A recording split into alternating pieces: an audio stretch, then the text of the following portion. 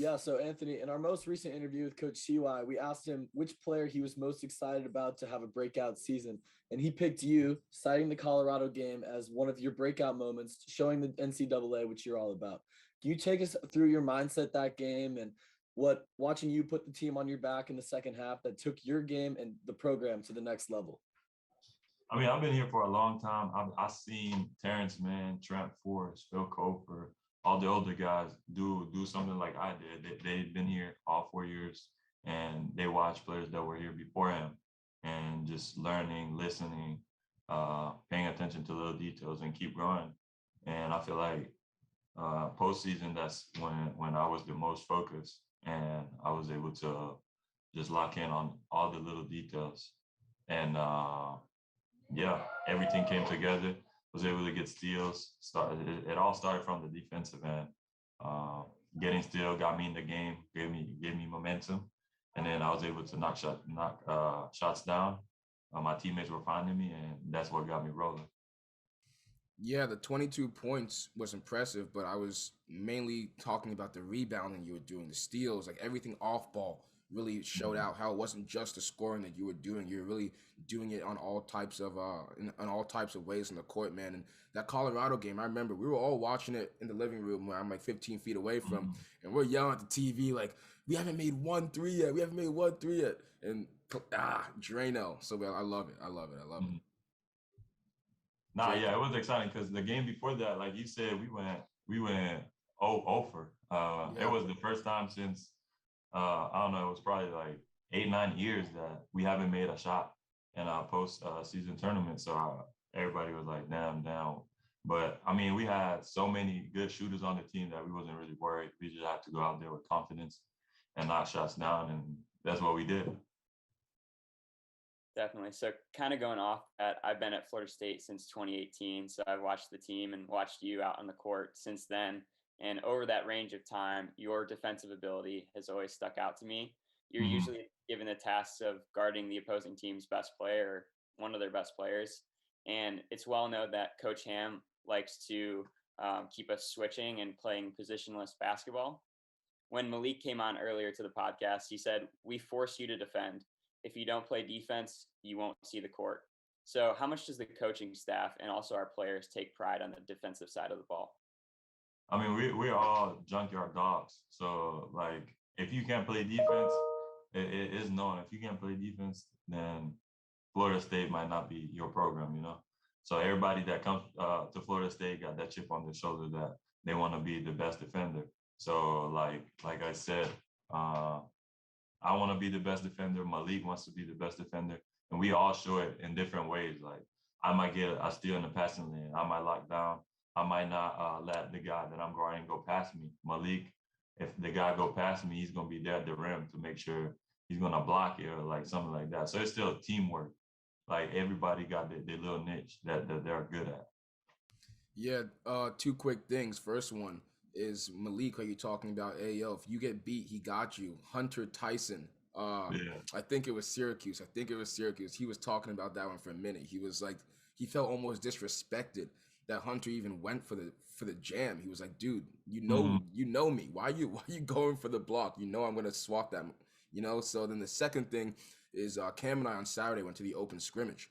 And just seeing how you guys were, the intensity there, and everybody was playing defense, switching. Justin Linder was talking hella talk, yo. His active hands everywhere. Jalen Worley went for a poster, and Cameron said no, none of that. So I just love the defensive prowess that we got going on right now. Nah, yeah, definitely. We like to like just make each other better by like you said, like Justin be talking crazy out of his mind, and like that's what bring the most out of us. So like everybody got, like I said, their little thing that they're good at that brings the best out of each other.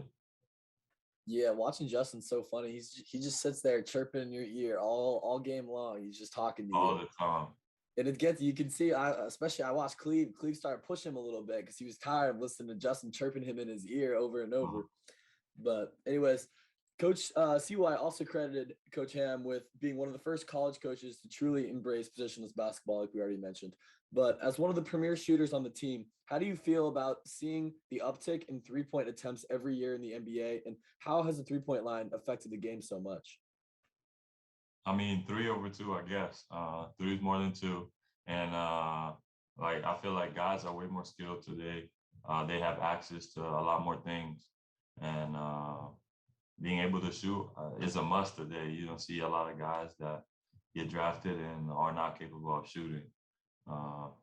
You go to a workout of a big man that you think he can't shoot, and then you look at him shooting, and he drains every shot. And you're like, wow, I didn't know he could shoot, but it might not be the best thing that they can do, but everybody in today's game is capable of shooting. So that's one thing that we work on a lot. Pretty much everybody on the team is capable of shooting.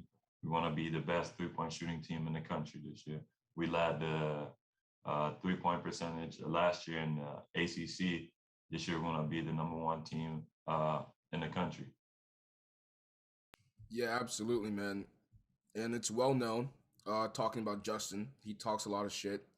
I talk copious amounts also. We usually go to Leach. We always say Leach 11 a.m. because we go out Thursday. So you want to sweat all the alcohol out. Friday morning, we go to Leach. 11 a.m. I'm hitting people with and ones. You can hear me. People who are on the treadmill downstairs can just hear it. And one, so we're always talking. But going with that, man, no matter what the activity is, you can hear me from a mile away. And that same energy is going to be brought into the Tuck this season. Cam and I are student section leaders. Jake will be with us too. And we're going to be by the opposing side on the opposing bench. So anyone, forewarning, if you're not on our team and you're a player not on our team, you will know who I am by the end of the game. How much do you think that the crowd atmosphere in the Tuck has helped you guys as a team and the program as a whole? I mean, energy is contagious, like I said. If the crowd is there, it's like having a 6-man on the court. And we hear everybody cheering, that just hypes us up. That makes us want to play harder. That makes us want to go get that rebound, throw that lob. Make that energy play that just gets the crowd going, that then at the same time we get the crowd going and the crowd gets us going even more. So I mean, like I said, energy is contagious. The more energy, the stronger we are. Is there a specific play that happened in the Tuck maybe that you can remember that just absolutely brought the house down? Because for me, I was there when Trent had the body bag. But we're thinking about the same thing. Yeah, we're thinking about the same thing. Yeah, that game was just absolutely crazy. We was down for a majority of the first half, and then came back second half. Pat Williams had that monster dunk, and then right after that, Trent came and took the house down, dunking on Nowara, and I think I've never seen the talk that loud ever.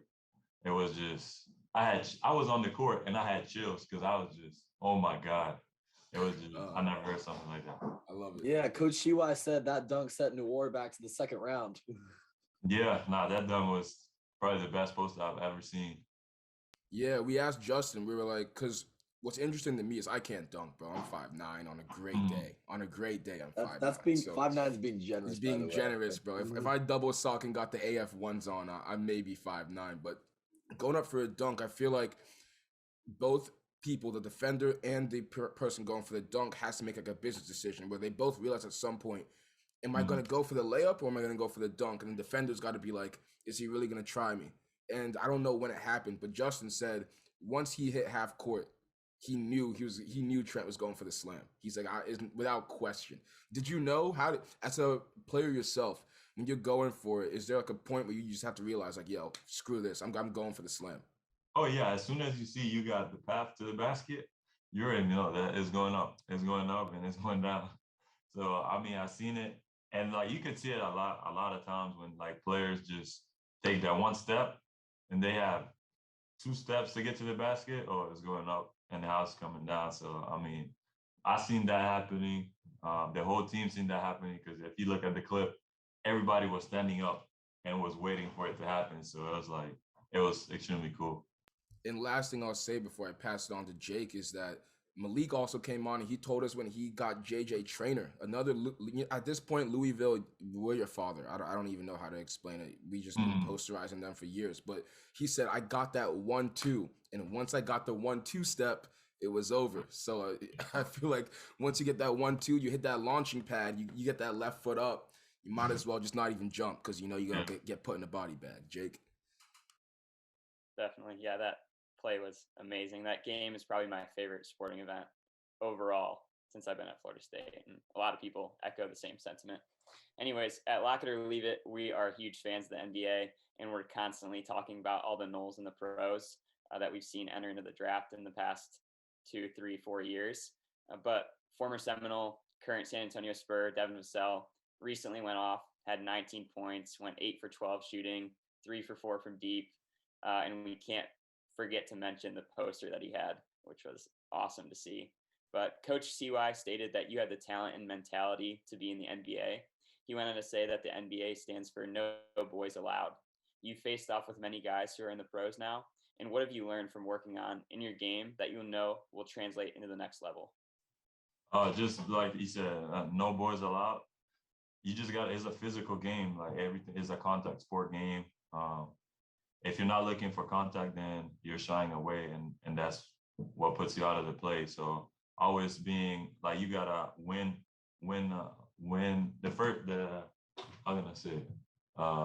the race to the spot that you want to get to.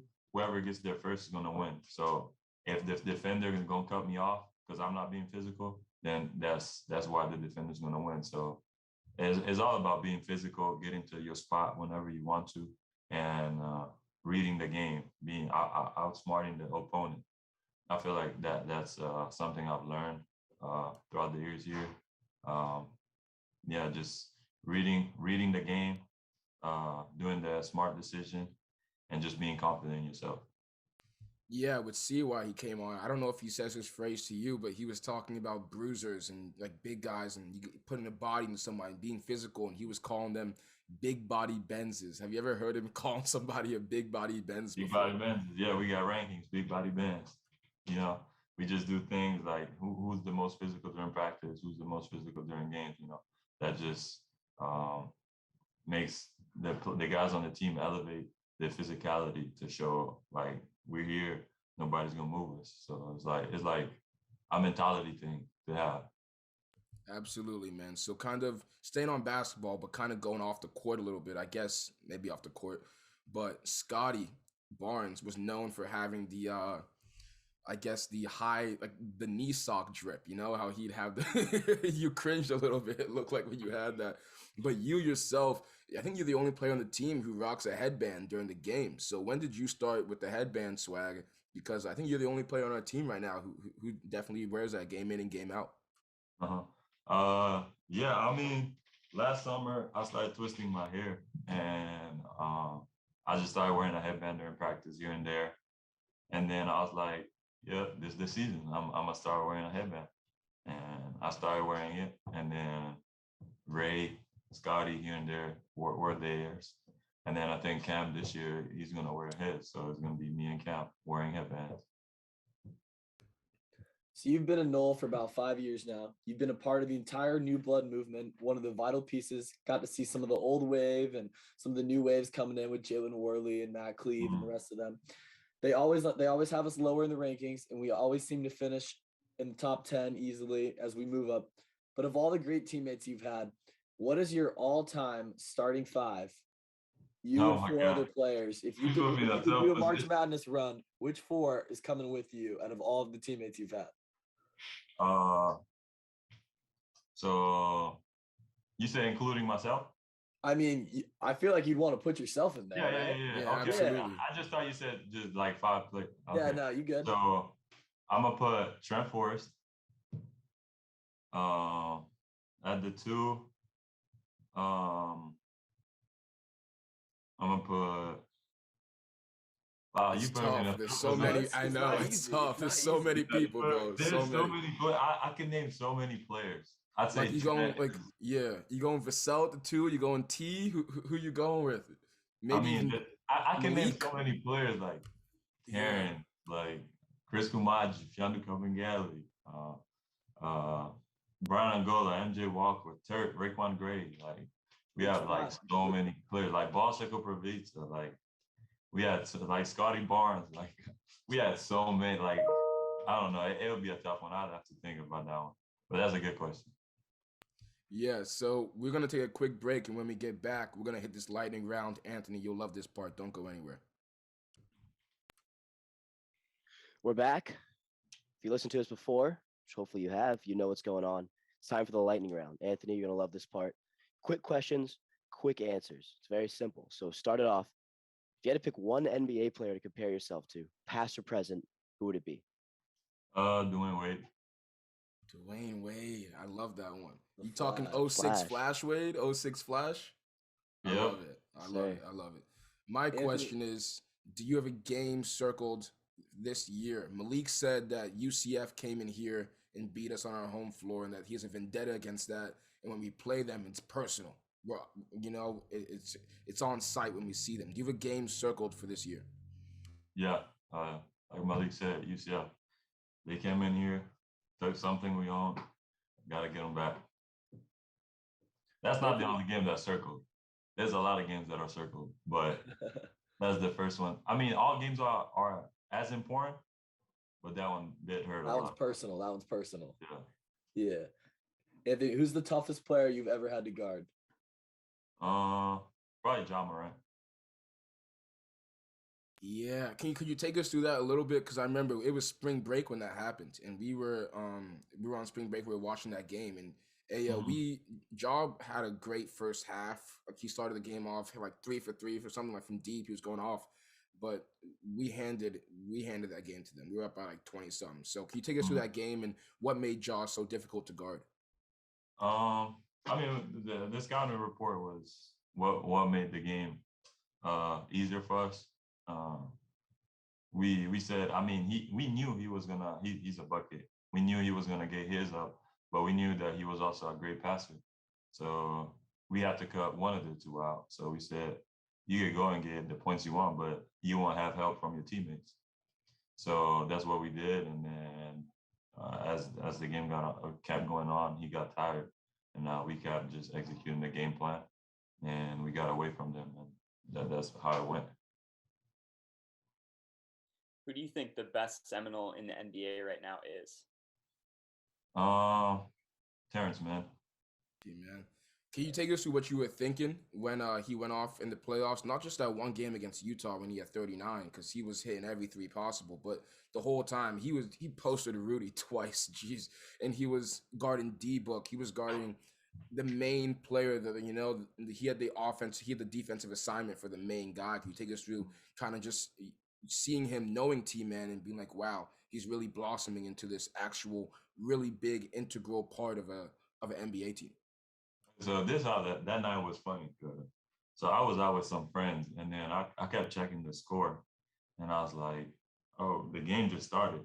Terrence, man, 3 for 3, 9 points, and they had he had the first 9 points.